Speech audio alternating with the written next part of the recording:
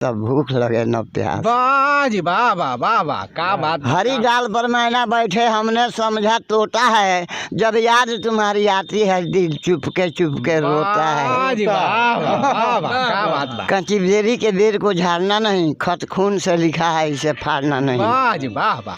नजरें क्यों झुका दी, क्या आप हमसे शर्मा गए? हमने नमूना दिखाया तो आप घबरा गए। वाह जी वाह वाह। मैं परेशान हूँ कि क्यों मेरी परेशानी नहीं जाती, जवानी बीत गई मगर मेरी नादानी नहीं जाती। वाह वाह वाह, क्या बात बा। हम जैसे आशिकों पर लाख इल्जाम होते हैं, निगाहें नेक होती हैं मगर वे बदनाम होते हैं। वाह जी वाह वाह वाह। हाथों में कड़े छड़े कानों में बालियां, साली हो तुम लेकिन देती हो गालियां। वाह वाह वाह, क्या। लाल लाल गाल पर जो देख लिया तिल रे, गोरे गोरे कदमों पर फेंक दिया दिल रे। वाह वाह जी वाह। गोरे गोरे बालमा ने देखा हंस हंस के, प्रेम रोग जाल से बेचारी मरी।